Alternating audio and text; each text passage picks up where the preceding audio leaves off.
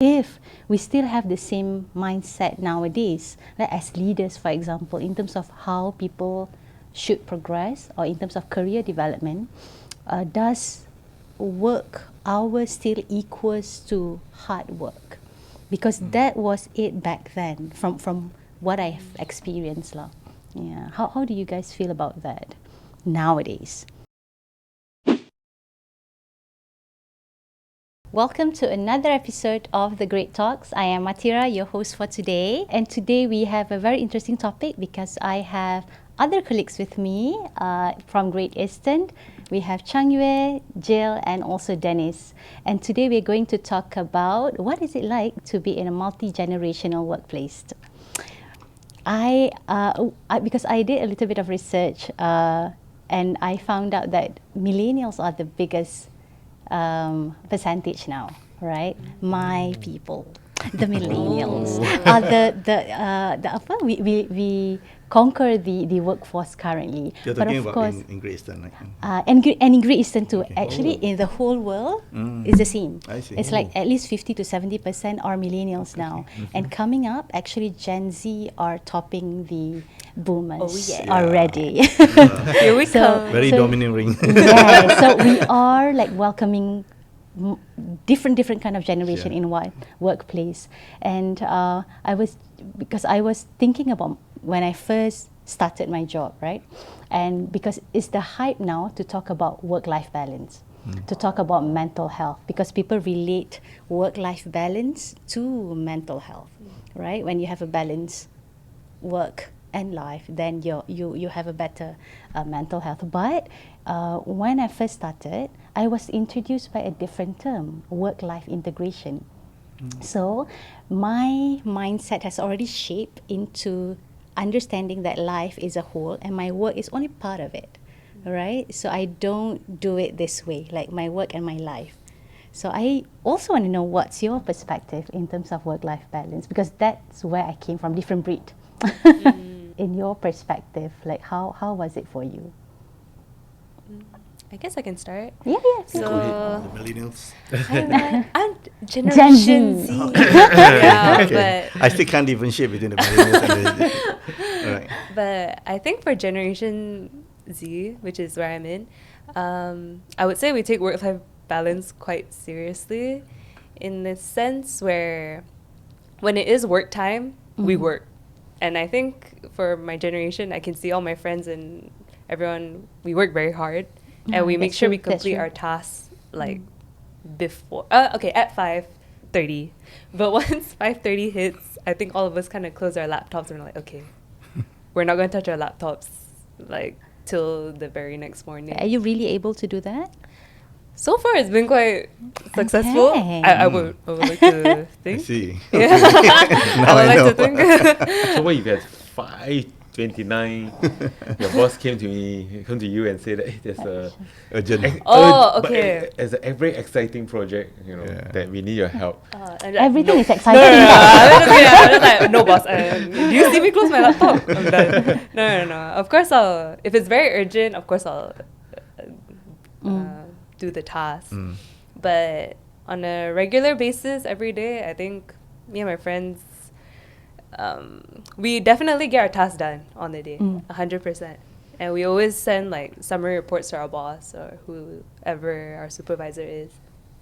And then the very next day, we will obviously restart all over again. So definitely at like 5:36, we clock out, go home, and Do you that's get like our- side eyes, like, where she's going? She's leaving now.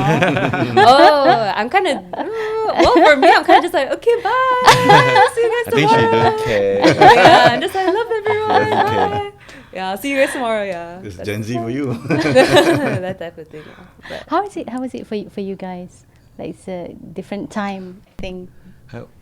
Yeah, I mean, I kind of agree with you, Tira. Like, I'll use work-life choice, right? True. It's kind of a bit of, kind of relate to what you said earlier, right? Where I think it's, I mean, I've worked with people who are a workaholic, right? Because work is their life, you take away, in a way, taking a life from, part of their life from That's them. true. Actually, they're unhappy, right? But of course, there are people who, like our dear friend here, right? So have that strive for that, the choices that you make, right? So I would think at the end of the day, it's really the choices that you make in life, and we have to find a job that meets our needs, right? Find a boss that can relate to all this, right? To me, it's still choice.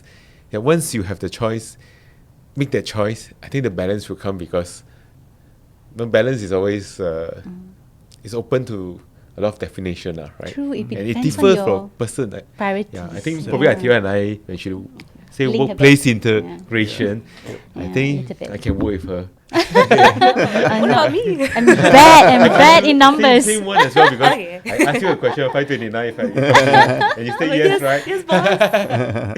Right. So I think it's still a choice, right? And I mean, even myself, when my kids are not much older, when they are still quite young, actually I take a little small step back from work and says that, hey, for the next 5 years or so, I really want to go back earlier, right? To see, don't want to miss that process of them growing up, right? True. Yeah, and now I would say that they are much older now, and they are ignoring me now, right? No, I'm just kidding. But they are more independent now. True. Yeah. So I guess I mean, Dennis will know, right? I spend more time at work, right? Volunteer myself for different projects, right? So I guess to me it's a choice, right? Yes, it's a choice that I decided. I don't want to miss them growing up, right? And I would think that later on, if I do have to care for my mom, who is turning 80 this year, then I think I'll make that choice, to do what is necessary to be with her, right? So I think that's me, right? Is it a bit similar to you, Atira? Right, in terms of integration, I just want to find out, because you use the word integration, I use the word choice. Yeah. True. I'm not sure how. How After you hear me, how similar is it? similar we are. I'm quite curious, actually. Because I understand where work-life balance coming from. The people who fight for the work-life balance, what they want is actually, once they are done with work, don't kacau them lah kan. Like, this can wait, right? Unless it's because most of the people that I know similar with Jill, like they are done with their work, and then what they need is just, let's not kacau me now, you can contact me tomorrow, this can wait, it's not that urgent, because everything is urgent in the workplace. And then for me, when I first started, because I was introduced with work-life integration in a way that in the industry that I work in, people work around the clock. We don't have specific timing. Like, everyone has their own working time, so everybody. Sounds like yours is more extreme than mine. Because right? The way she described it, because I work with the regional team, so I got calls at night, but I can start late. So we more decide. flexible. We decide our own time. So I have never had a chance to really experience anything that take me out from my work. Even while I'm doing my other things in life, if things that are related to work, I'll pick it up. Like, this is good for my work. Because things that I do for my work as employee engagement, as internal communication, are very much human based. So anything that is related that I can bring over to work that I encounter during experiencing life, I'll actually take it in. I don't shut off. Yeah, that's how I see it lah. Okay. And I find purpose. So I think for millennials, I think it's a big thing for us to actually find. This is across not only me but my friends too, who are in the same age as me. We try to find meaning in things that we do. I think that jive well with the work-life integration too. Like, when I know what I'm doing, why am I doing it, I feel fulfilled. I don't feel like it's so much work like put it there for a bit and then I'll take a look at tomorrow. So that's for me in terms of work-life integration. What Great. about you, Great. Dennis? Yep. I hear you. I hear the generational differences and I think for me, since I speak the last, due to probably you can guess my age, right? I mean, Cannot, you're so young. You look like yeah, I mean, So vibrant. so I have seen from the very beginning when I first started work in the 80s. I think things have changed, things have reshaped, things have morphed into what it is today. I think those days when I first started my career, I think it's more like different. The way they work. I probably you don't even hear about the word flexible, right? Those days it's more of like you work, you got a job, you appreciate it.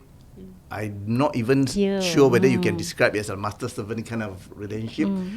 But I'm glad that today, looking back, things have changed so much that I think partly also we have to thank, because of COVID, that period, things have actually reshaped to what it is today, the work-life balance, whatnot. Well, work-life balance in HR perspective, right? Well, work-life balance is not new to us. I mean, we have actually thought about it even before MCO. We have actually some studies we undergone and flexibility. And in Great Eastern, we also have started somewhat. I think when I first joined Great Eastern in 2014, right, we already started a little bit of it, like flexible working hours. Yeah. That's the beginning of it, because last time it's very rigid, 9 to 5. Yeah, I've heard. In Great Eastern, I think 8:30 to 5:45 is rigid. Most companies actually adhere to that kind of rigid regimen. But I think the beginning of it is, the flexible working hour. We have that people can come, choose where you want to come. So of course, turning back the clock now, you can see the other extreme where people even have to choose when you want to come to office, when do you want to work, your work time. If to have that provide that kind of flexibility to people. And I can also relate like what Jill was saying, being a Gen Z, right? So you want to choose your working hour, you want to have your own space. So I think that will also in a way hopefully give that kind of flexibility to young people like you to have, so that at least they can plan their work. I prioritize my work 9 to 5 or 8:30 to 5:45 whatnot. So I finish my work and that's it. And I will then after that it's all my me time, right? After 5 o'clock it's my time, and weekend is my time, my family time, my friends time. So I think that is the kind of generation that we are today. So I think that's why like I always say this lah. I mean like that is, I think we can as a company we appreciate the generational gap, the differences and of a different generation, how each generation work, the way they manage their work life, their whatnot. So I think I'm glad that at least in Great Eastern today, we have be able to actually accommodate all this. That's true. The various type of generation to work in one office, and we are able to actually blend in together. That's true. That's true. When you talk about Great Eastern, one thing that I appreciate is actually the Family Friday. I speak to one of the colleagues recently, like why Family Friday is very something that we appreciate the most, because it's not a regular thing. Yeah, it's a it's like unique one day, it's like a one in 1 month, right? Yes, So we yes. appreciate it so much. Back in when I was in different companies that observe flexibility, this kind of things are a norm, so we don't really appreciate it. It's like normal, like normal days, right? So here, that's true. There are things like that. You are absolutely right, Atira, in that sense. Because sometimes things are given. Yes. You give it, you take it for granted. True. And when it's come in a different form, In once in a different while form. it is scarce, and that is where I think you appreciate that. I think that's That's why we are true, trying that's to true. inculcate in a way some of the culture things that in Great Eastern. That's true. Have you guys ever encountered like you probably you does not have similar value with your team members? Maybe Chang Yue and Dennis, or even for Jill, like you and your boss doesn't really have the same value in terms of the work-life balance. Like you want to finish your work, they expect you to stay back, for example, right? How do you manage that? Like even for you, like you have more work for your team, but they are ready to go. So I'll answer first, is it? So I guess for me, I don't think it's a challenge, because it's very much to me the focus should be very much outcome based, right?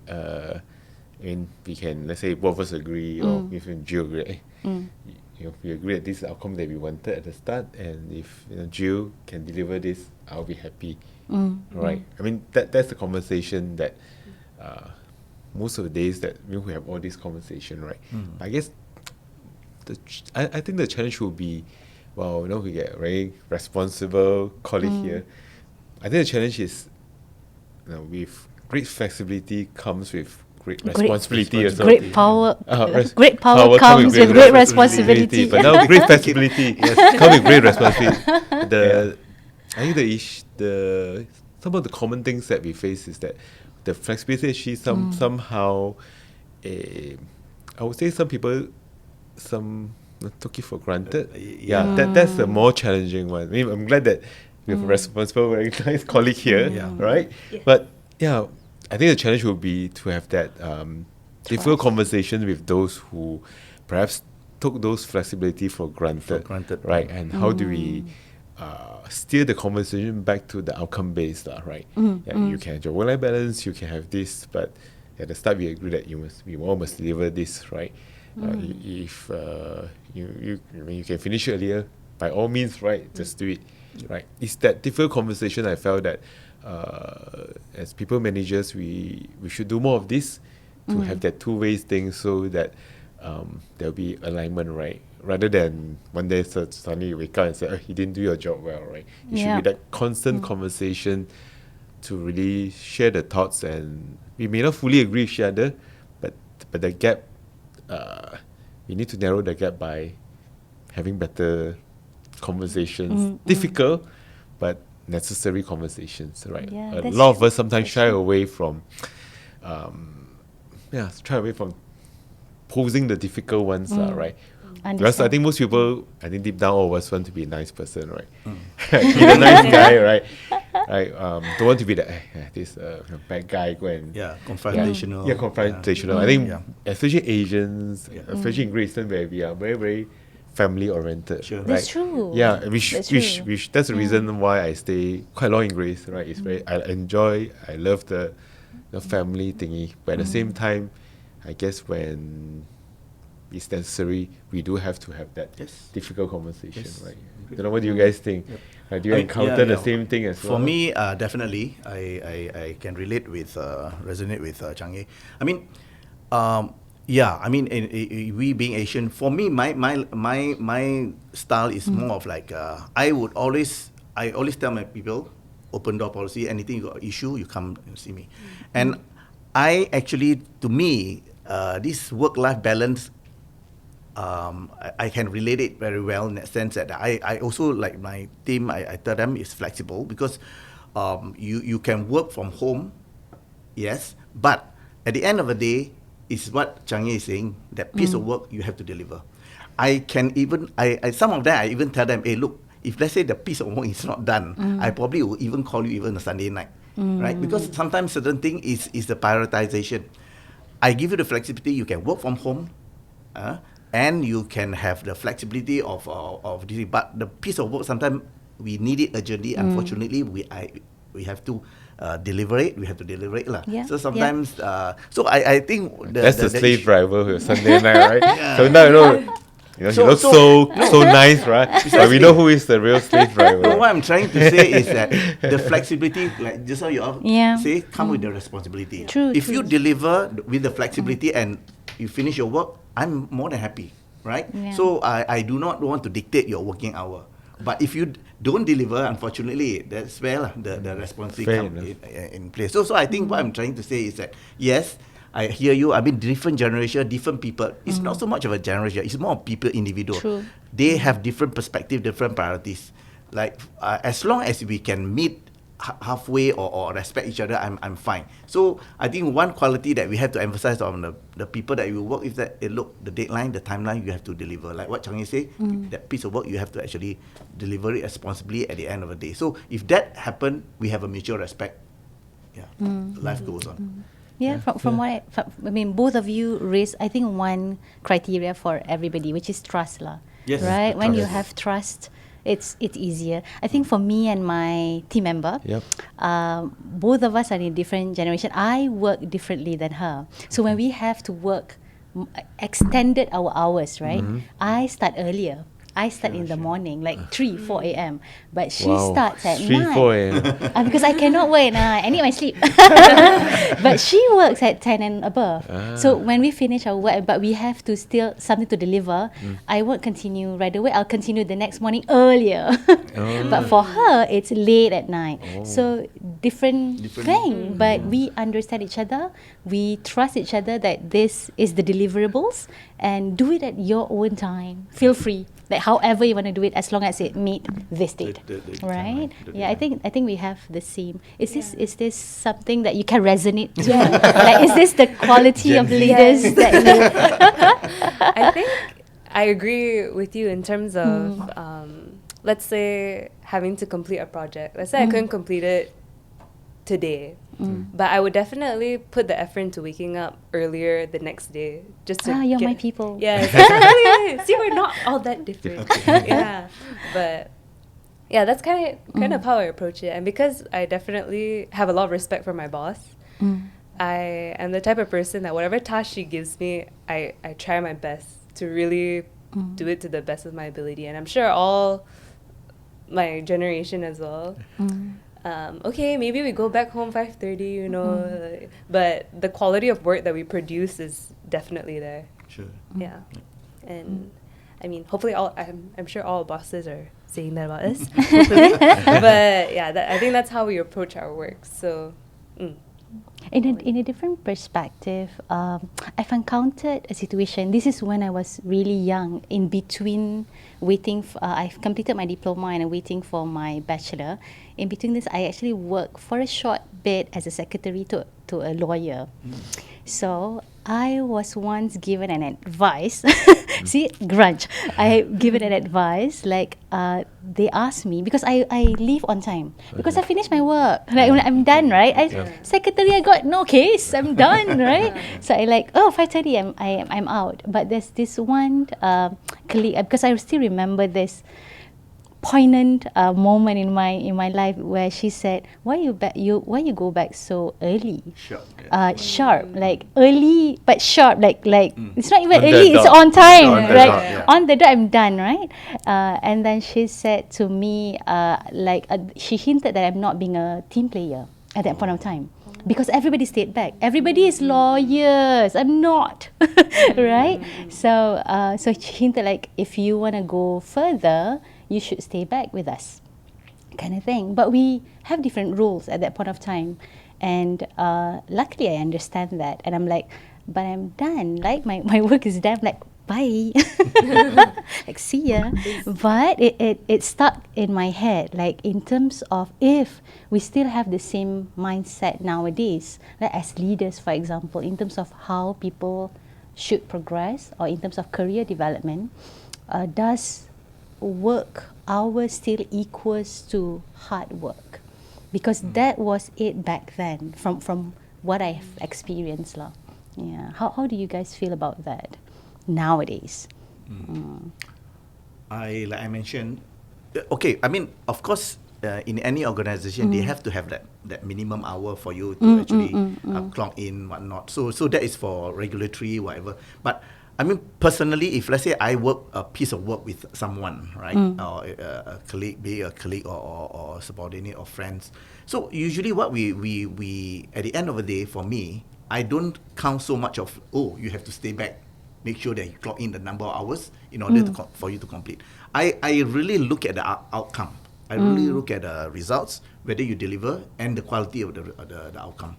So I think to me that is more important than spending the hours in order to achieve that, to complete it lah. Because I think, I don't know, maybe you are right. In the olden days, there are people, I mean, or bosses rather, who emphasize very much. That's why you can see in the olden days, people Olden days. Yeah, I know. they're not move out or leave Yeah. office before the bosses, something like that lah. No? Yeah, But right. nowadays, I can see it's all different. In fact, every time I in office, sometimes I can see some of my staff, they Like, already. bye, Dennis. Only Dennis left in the office. I maybe, I don't know, because sometimes I'm rushing or something.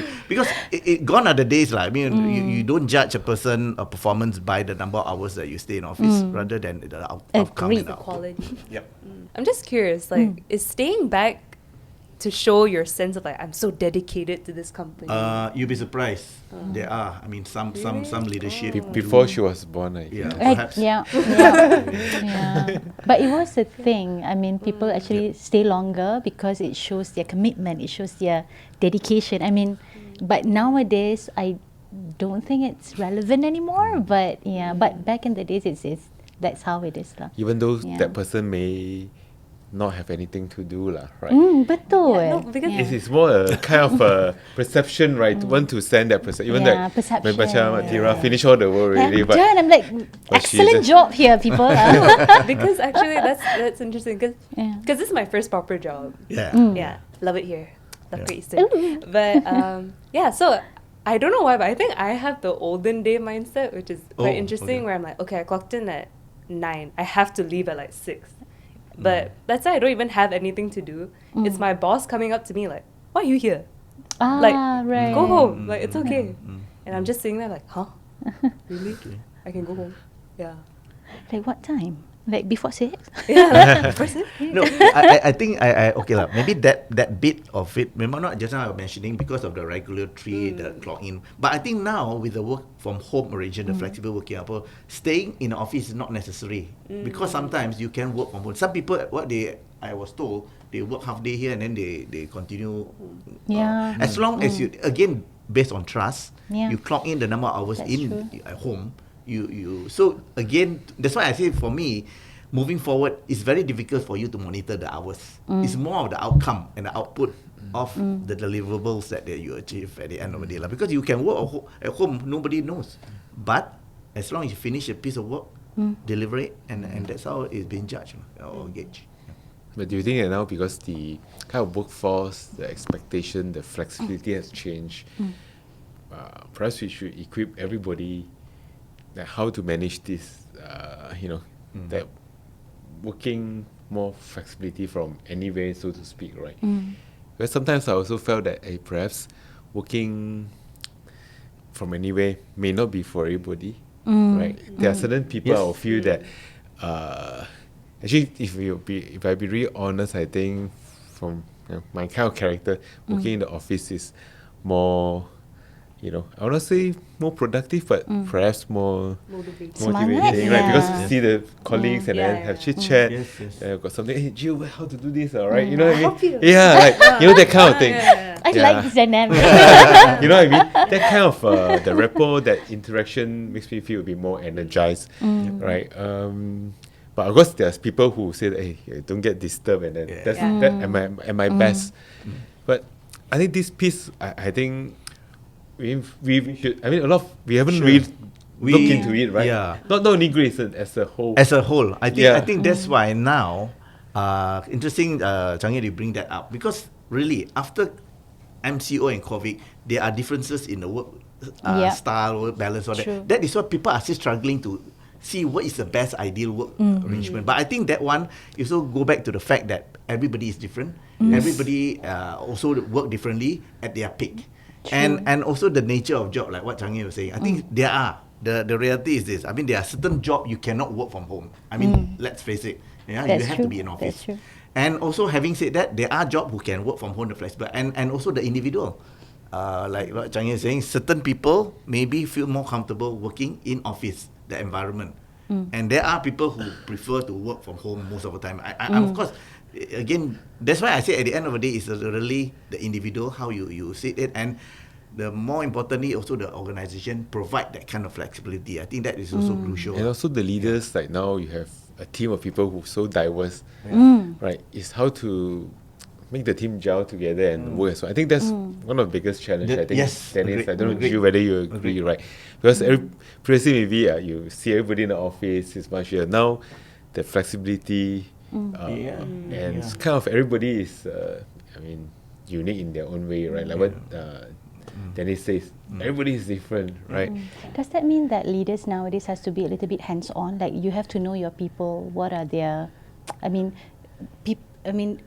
if you are working all the time with them in the office, you see them every day, Yes. right? If you don't see now, you probably see them twice a week Yeah, or once a week, right? Is it? You're right Yeah. to a certain extent. I think that's why now become a supervisor, leader, or that they have to be more attuned and also more sensitive towards their people. And you're right, they probably have to know a bit more about the staff and then the way they work, whether they are more flexible or more effective working in office or at home. So I think that is some of the things that we as a leader we are still struggling because to understand your people better and how best can motivate your staff to work to their optimum.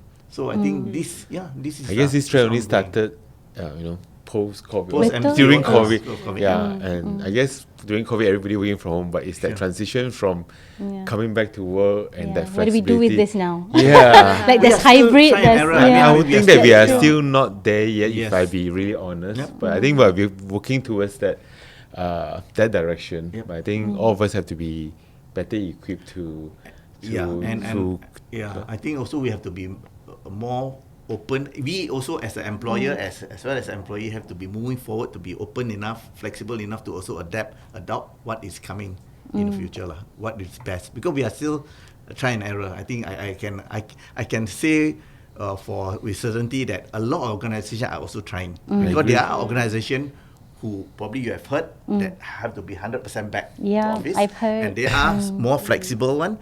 And I was recently told even company like Google's, who last time the pioneer, even before MCO they already started, but now I don't know how far is, correct me if I'm wrong, that they are actually Google are asking their people to come back full time. They are also trying, I believe, in see which are the more effective way of managing working, I suppose. Right. Jill, in your perspective, like, how comfortable are you to be open with your supervisors or your boss about your well-being? Like, for example, are you okay to be transparent? Like, if you need time alone, because sometimes now they have to know, right? If you need to take time off, or if you need to work from home, sometimes there should be a reasoning for some teams, right? Is that something that you are open to talk to your leaders? I think personally, I'm kind of an open book. I mean, like, look at me, I guess. I'm kind of like, So when I go to my supervisor, I definitely ask what their expectations of me is first, just to get like a solid baseline. My second question would be like, okay, so how many work from home? What's the schedule like? Because when she's in office, I also want to be in office just to communicate with her more clearly on whatever projects we're working on. But she's quite flexible in the sense she's adopted this sort of environment whereby even she likes working from home sometimes. So she doesn't want to restrict me to like come into office every day. So she's also very flexible, which I appreciate. Yeah, I think that's the thing that we need nowadays for both parties, like the leaders and also the subordinates, right? To be open. Like we need to be comfortable to speak of our needs, right? Then everybody would understand each other. And what's your need? Then it doesn't have to be mandated on you, right? By understanding each other. So with that, I also wanna, because we talk a lot about the leadership change, and the trend in the workplace that have changed, right? Because all of us in a different generation. And there must be something that we appreciate in other generation than ours, right? For example, I always looked up to the generation of my parents, the boomers, right? How resilient they are. Like I'm a crier. Whenever I encountered hardship, I will cry first. Like I cry, like I'll cry, But like my parents or people in that generation, come whatever in their way, they are like very sturdy tree, like reboot ke apa, like they are fine, okay, move on with my life, right? Yeah, that's something that I admired with boomers, at least for me. What about the three of you? Do you have any particular quirks or traits that you admire in other generations than yours? I think I definitely agree with you in terms of, well, from my mom's perspective, and she said when she was working, well, the salary is like 100 ringgit but she worked so hard, like day and night, like 5 a.m. till midnight or something. And then I'm here like complaining, like, oh my god, I have to come home at 6. She's like, toughen up, come on. Yeah, You can toughen yeah, up. toughen up. You know, the world's not that easy. Yeah, that's true. The So world is not fair. yeah, the world's not fair. So you gotta play the game too. So here I am playing the game, but yeah, seen how hard she worked, and she does talk about it to me quite a lot. How she kind of she had to build from basically scratch. So I definitely admire the hard work and dedication that she put in. And then We felt privileged lah, the younger Yeah. generations. Yeah, Make Dennis I Yeah. feel so old. I mean, a bit younger in experience. yeah. Yeah, that's true. What about the two of you? I mean, if I can speak about Jill, you can Yeah. see, right? She's so confident, right? Yeah, I mean, yeah, so confident. Yeah. that's true. So at ease with herself, right? You know what I mean? I don't have to say much, right? You can play back the recording and see her. Right?